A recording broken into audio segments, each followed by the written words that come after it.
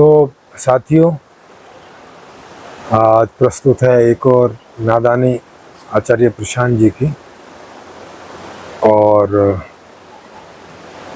Actually आचार्य प्रशांत जी की नादानी करके नहीं है, वो किसी और का व्यूज़ है उनके बारे में।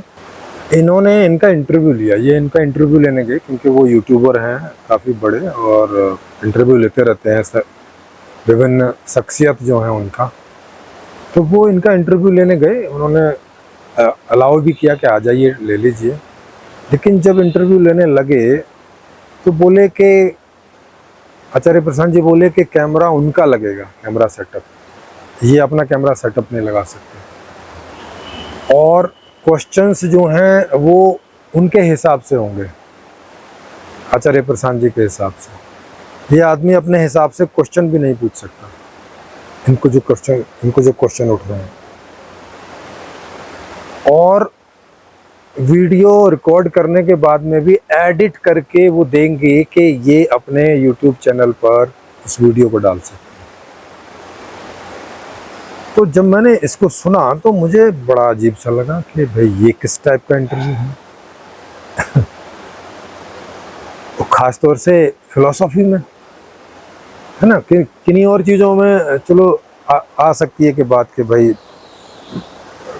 कोई एक डिफरेंट मैटर हो सकता है, कोई सिक्योरिटी कंसर्न हो सकता है। लेकिन एक आदमी किसी फिलोसोफर का इंटरव्यू लेने जा रहा है और वो कह रहा है कि आप मेरे हिसाब से सवाल पूछेंगे, अपने हिसाब से नहीं पूछ सकते। मतलब आप देख सकते हैं, माने मुझे तो सुन के ही झटका लगा कि भाई क्या आचार्य प्रशांत को कोई फियर है? क्या उनके अपने जहन में ऐसे कई क्वेश्चंस हैं फिलॉसफी के जिनके आंसर उनके पास ढंग से नहीं है, और अगर वो प्रश्न किसी ने पूछ लिए तो वो ढंग से आंसर नहीं दे पाएंगे और उनकी जो इमेज है लोगों के बीच में वो धूमिल होगी, ख़राब होगी, या लोगों को ऐसा लगेगा कि नहीं, अभी कई ऐसे सारे क्वेश्चन हैं जो ज़रूरी हैं फ़िलोसफी में और इनके पास उनके आंसर नहीं है ना, इस तरह का। तो पहले ये एक छोटी सी क्लिप सुनिए जो उस व्यक्ति ने खुद बनाई है जिसने इनका इंटरव्यू लिया, और फिर इस बारे में हम लोग समीक्षा करते हैं कि ये इसके क्या कारण हो सकते हैं ऐसा करने के पीछे आचार्य प्रशांत जी के। एक व्यक्ति इस देश में खुद को आईआईएम का पास आउट बताता है, खुद को आईआईटी का पास आउट बताता है, खुद को वेदांत का मर्मज्ञ बताता है, लेकिन वही व्यक्ति महिलाओं के खिलाफ कटु टिप्पणी देता है, जो युवाओं को प्रताड़ित करता है अपने शब्द भेदी वाणों से। लेकिन वही व्यक्ति खुद के नशे को कंट्रोल नहीं कर पाता इस देश में। वही व्यक्ति जो कह रहा है कि तुम ये क्या करते हो, तुम ये क्या करते हो, तुम ये क्या करते हो, और वही व्यक्ति खुद भी सिगरेट पीता है और अपने चेलों को भी पिलाता है। वही व्यक्ति खुद भी सिगरेट पीता है और अपनी चेलियों को भी पिलाता है। वही व्यक्ति खुद भी हुक्का पीता है और आपको भी पिलाता है।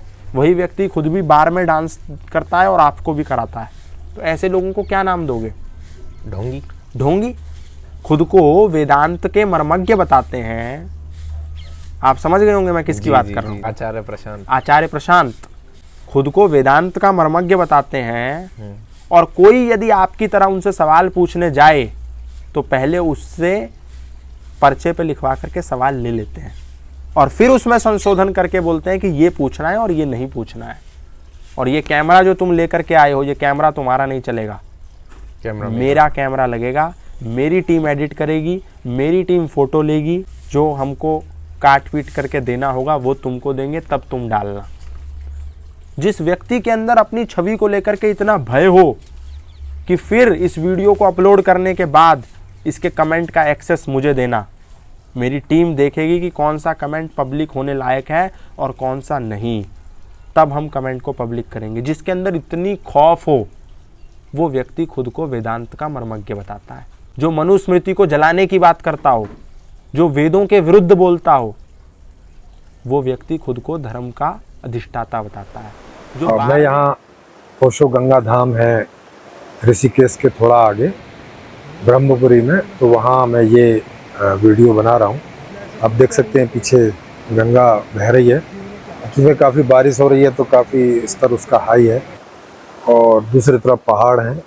इधर में गंगा ओशो धाम है, लेकिन ओशो के फॉलोवर ने इसका यहाँ निर्माण कर रखा है। बड़ी ही खूबसूरत और ब्यूटीफुल जगह है, कभी आप आओ तो आइएगा।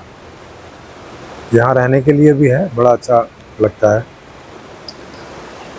तो खैर टॉपिक पे आते हैं।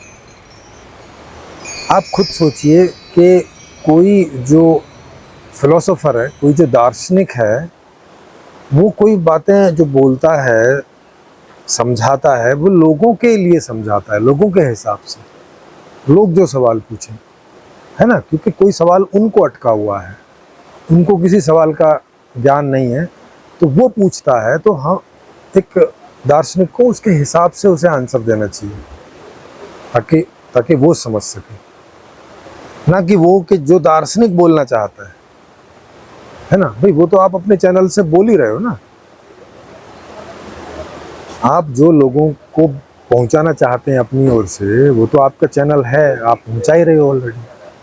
कोई और व्यक्ति आया है, उसका एक डिफरेंट एस्पेक्ट हो सकता है, वो एक डिफरेंट तरीके से आपसे वो जानना चाहता है, तो उसके अपने क्वेश्चंस होंगे। उन क्वेश्चंस का सिंपली जवाब दे के और उसको रिकॉर्डिंग करने दें, इसमें क्या दिक्कत है, मतलब क्या प्रॉब्लम हो सकती है।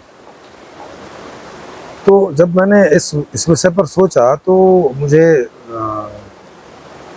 कोई उचित कारण खोजने में नहीं आया कि किस लिए आचार्य प्रशांत जी ऐसा कर सकते हैं कि वो अपने क्वेश्चंस की लिस्ट देंगे पूछने वाले को, अपने ही कैमरे से रिकॉर्ड करेंगे, अपने ही लोगों के द्वारा उसे एडिट कराएंगे और फिर एडिट करके देंगे कि इसे आप अपने उस पर डाल दीजिए। तो फिर उसे इंटरव्यू करने के लिए बुलाया काहे के लिए?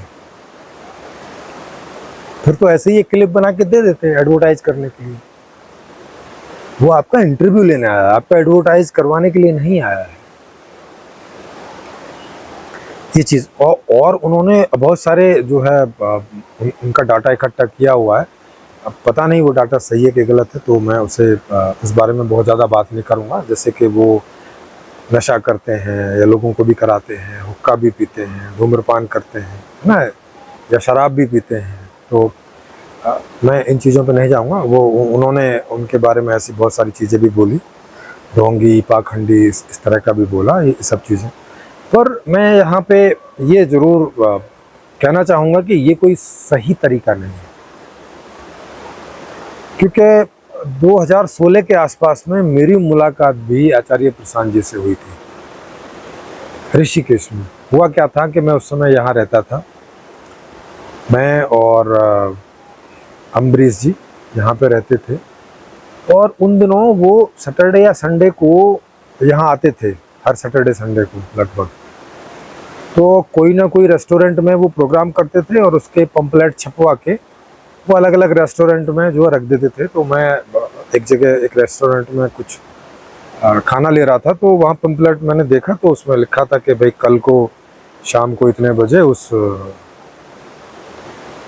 उस कॉफ़ी हाउस में इनकी मीटिंग है, और जिनको साहस हो वही आए कृपया, वगैरह इस तरह का वो एडवर्टाइज बना हुआ था। तो मैंने अम्बरीश जी को बताया, बोले चलो चलते हैं। तो अगले दिन हम शायद 6 बजे का ही टाइम रहा होगा, 6 साढ़े 6 बजे का, तो हम लोग पहुंच गए उस कॉफ़ी बार में। और वहाँ और भी लगभग कोई 15-20 लोग और आए हुए थे, जिनमें कुछ फॉरेनर भी थे और कुछ इंडियन थे। तो वहाँ पे उन्होंने स्पीच शुरू की, और थोड़ी सी स्पीच करने के बाद में लोगों से सवाल पूछने को कहा। तो मैंने सवाल पूछे, मैंने 2-3-4 सवाल ही पूछे होंगे कि उनके जवाब विरोधाभासी होने लगे।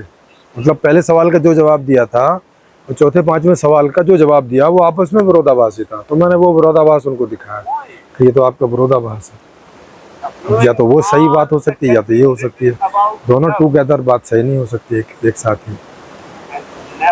तो इस पर वो नाराज हो गए और वो कहने लगे कि आप जो है यहाँ से जाइए, आप मेरी मीटिंग ख़राब कर रहे हैं। और मैं समझ गया आपको जो है यहाँ के साधु संतों ने भेजा हुआ है, और आप मेरी मीटिंग खराब करना चाहते हैं। मैंने कहा, मैंने सिंपली सवाल पूछे हैं, अगर आपके पास जवाब है तो दे दीजिए, नहीं है तो ऐसा भी बोल सकते हैं कि भाई आप सवाल नहीं पूछिए, बैठे रहिए। लेकिन उन्होंने बोला नहीं नहीं, आप यहाँ से उठिए और जाइए। तो उनके जो लोग थे, जो लड़के लोग थे, उन्होंने रिक्वेस्ट की कि प्लीज़ आप जाएं। तो ठीक है, मैं और अम्बरीश जी वहाँ से उठ के आ गए। वहाँ से उठ के आ गए तो बाहर उनके लड़कों ने, जो थे 4-5 लड़के, बाकी और भी थे जो ऑर्गेनाइज कर रहे थे, लेकिन 4-5 लड़के हमारे साथ थे, तो वो हमें समझाने लगे कि नहीं, उनका मतलब ऐसा नहीं है, उनका मतलब ये नहीं है, उनका मतलब वो। मैंने कहा कि आप लोग ज़्यादा आचार्य प्रशांत जी से ज़्यादा ज्ञानी है क्या? जो आप लोग मुझे समझा सकते हैं वो नहीं समझा सकते थे वहाँ पे। तो लगभग आधा घंटा उन्होंने हम लोगों के साथ में चर्चा करने की कोशिश की, और वो भी हमारे कोई सवाल का ढंग से जवाब नहीं दे पा रहे थे। तो फिर हम वहाँ से आ गए, वो भी अपने वापस चले गए। तो ये एकमात्र मेरी आचार्य प्रशांत जी के साथ में 2016 के आसपास में मेरी जो है ये मीटिंग हुई थी। मुश्किल से क्या कहें 10-15 मिनट की उनसे ये मीटिंग हुई थी। पता नहीं अब ये उनको याद भी है कि नहीं है। तो वहाँ पर भी वो ऐसे ही करते थे। वहाँ पर वो क्वेश्चन सेलेक्टिव लेते थे और एक आदमी को ज़्यादा मौका नहीं देते थे क्वेश्चन पूछने का, क्योंकि क्वेश्चंस की चेन चलेगी तो बाद में दिक्कत होने लगती है, क्योंकि विरोधाभासी जवाब आने लगते हैं, तो फिर लोगों को समस्या हो जाती है। हाँ, हर आदमी के एक सवाल का जवाब दे दो तो उतना पता नहीं चलता है। तो मैं उतनी उस चर्चा के अनुभव से ये जरूर बता सकता हूँ कि इन्होंने ऐसा किया होगा। वैसे ये उपयुक्त नहीं है करना। हो सकता है कि आचार्य प्रशांत जी उस समय किसी पिनक में हों, क्योंकि जनरली ये बात सबको समझ में आती है, आचार्य प्रशांत जी को भी समझ में आती होगी कि अगर मैं ऐसा इसको बोलूँगा कि नहीं, मेरे ही प्रश्नों का तो आप पूछें, अपनी ओर से ना पूछें, ये सब लॉजिकल नहीं है, और ये बात देर सवेर बाहर जाएगी तो उनकी इमेज को बट्टा ही लगेगा इससे। तो मुझे नहीं लगता कि इतनी समझ नहीं है उनको, इतनी समझ तो उनको होगी, लेकिन उसके बावजूद उन्होंने ऐसा व्यवहार किया तो ऐसा लगता है कि उस समय शायद वो किसी नशे में रहे हों। ये शायद मैं बोल रहा हूँ इसमें, मुझे जो एक कारण समझ में आता है कि कभी कभी आदमी अपने ही विरोध में ऐसी गतिविधियां कर जाता है कि वो उस समय नहीं सोचता और बाद में करता है, मतलब बाद में उसको भरना पड़ता है। और ऐसा कोई एक बार नहीं है, जैसे मोदी जी को भी आप देख सकते हैं कि मोदी जी भी सभी प्रश्नों के जवाब नहीं देते, और उनके बारे में भी ये फेमस है कि वो जहाँ पे चर्चा करने जाते हैं तो वहाँ उनके अपने सवाल होते हैं कि ये आप सवाल पूछेगा और बाकी नहीं पूछेगा। तो ऐसा व्यक्ति या तो तब करता है जब उसे डर हो, भय हो कि उसके पास उन सवालों के जवाब नहीं हैं और उन्हें आशा है कि ऐसे सवाल पूछे जाएंगे, या तो ये कारण होगा, और या तो आदमी होशो हवास में नहीं है ना। जब होशो हवास में नहीं होता तो वो कई बार वैसे हटी और वैसा दिखा जाता है अपने उसमें कि अरे मेरे हिसाब से होगा भाई साहब, आपके हिसाब से नहीं होगा, अगर ऐसे डर का कोई कारण ना भी हो तो मुझे ये दो कारण समझ में आए।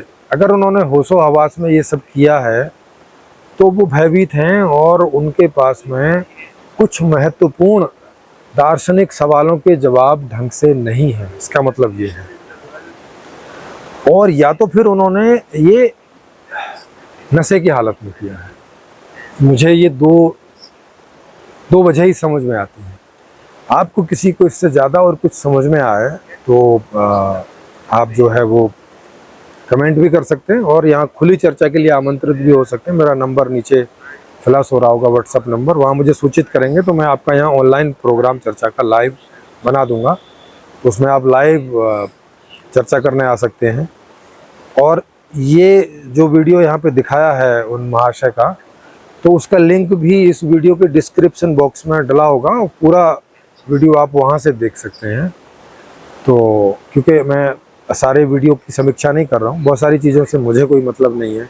कोई आदमी नशा करता है या कोई आदमी स्मोकिंग या कोई आदमी इस तरह की चीज़ें करता है, वो उसका अपना व्यक्तिगत बात है, उसकी कोई अपनी व्यक्तिगत ऐसी इच्छाएं होंगी, व्यक्तिगत उसका जीवन है, उससे मुझे कोई बहुत मतलब नहीं रहता है ना। मुझे जो मतलब रहता है वो रहता है कि जो किसी को ज्ञान है वो, और उस ज्ञान के आधार पर जो कोई एक्टिविटी है उससे संबंध मेरा रहता है।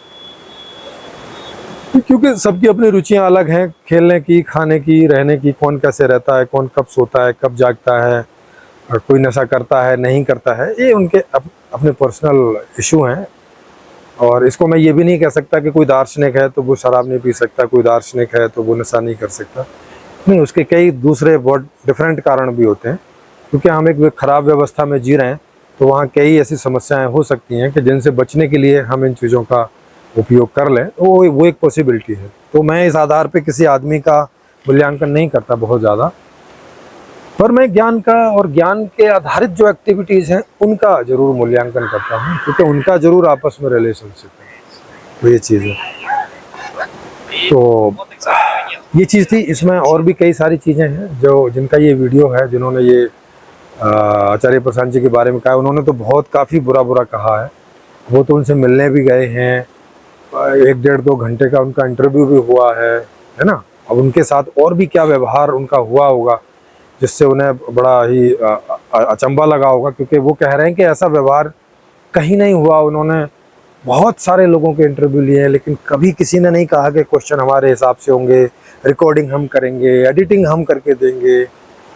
ऐसा किसी ने नहीं कहा, और बात भी सही है, कोई नहीं कहता ऐसा, और ऐसा कहने का सेंस भी कोई नहीं है। क्योंकि जब आप ऐसा किसी को बोलोगे तो वो आदमी बाहर जाके तो बताएगा ना, क्योंकि वो उनका वीडियो वहाँ जारी कर रहा है जो प्रश्न पूछने वाले की पर्सनैलिटी से मैच नहीं करता। वो सवाल पूछ रहे हैं जो कि उनके जो दर्शक हैं नियमित, उनको पता है कि ये आदमी किस प्रकार के सवाल पूछता है, और वैसे सवाल वहाँ नदारद है नहीं, तो फिर वो अपने दर्शकों के प्रति न्याय नहीं कर पाता। तो वो उस वजह को बताना चाहता है कि किस वजह से इसमें वो प्रश्न नहीं है जो अगर मुझे अलाउ होते तो मैं पूछता, है ना। जैसे आप मेरे प्रश्नों को जानते हैं कि मैं बड़े ही सटीक, बड़े ही गहन, बड़े ऐसे प्रश्न करता हूँ जिन्हें जनरली लोग ऐसे प्रश्न करते नहीं हैं, क्योंकि प्रश्न करना भी एक कला होती है। अब अगर कोई मुझे अपने प्रश्न लिख के दे दे और मुझे बोले कि हम रिकॉर्डिंग करेंगे, हम एडिटिंग करेंगे, हमारे प्रश्न होंगे और आप केवल पूछिए, तो चलो मैं उनके प्रश्न पूछ भी लूँ, तो जब मैं उस वीडियो को, उनका एडिटेड वीडियो को डालूंगा अपने YouTube चैनल पर, तो लोगों को मालूम चल जाएगा कि ये मेरे सवाल नहीं है, क्योंकि मैं ऐसे सवाल नहीं पूछता। लोगों को मेरी पर्सनैलिटी के बारे में पता है कि मैं किस तरह के सवाल पूछता हूँ, और वहाँ जो लोग मेरे कंटेंट को देखने, सुनने, समझने आते हैं, वो इसीलिए आते हैं कि मैं इस प्रकार के सवाल पूछता हूँ, और इस प्रकार के सवालों के लोग क्या जवाब दे रहे हैं उन्हें वो सुनने आते हैं, ना कि उनके सवाल और उनके जवाबों को, है ना। वो तो उनके चैनल पे आते हैं ना, उनके सवाल और उनके जवाबों को जिसको सुनना होगा, वो मेरे चैनल पर क्यों आएंगे। तो ये बात को वो या तो समझे नहीं, या तो नशे में थे, या तो उनको भय है कि ये व्यक्ति कुछ ऐसे सवाल पूछता है जिसके जवाब उनके पास नहीं, क्योंकि उन्होंने उनके दूसरे वीडियोस देख लिए होंगे औरों के। और मुझे भी जो ज़्यादा संभावना लगती है वो इसी बात की लगती है कि दर्शन से संबंधित कई ऐसे महत्वपूर्ण सवाल होंगे जिनके जवाब उनके पास ढंग से नहीं होंगे, उनके फंसने के चांस रहते हैं वहाँ पे, और उनसे वो बचना चाहते होंगे। ज़्यादा संभावना इसी बात की है। अगर ये नहीं है तो दूसरी संभावना नशे वाली है, मुझे जो लगता है। तो ये चीज़ है। तो आपका बहुत बहुत धन्यवाद इसको सुनने के लिए, और इसके पीछे समीक्षा करने के पीछे मेरा ये भी इरादा है कि जो भी वजह हो उसको आचार्य प्रशांत जी आके लोगों के बीच रखें, क्योंकि हम सब जो सोशल लोग हैं, ये हम लोगों का कर्तव्य है।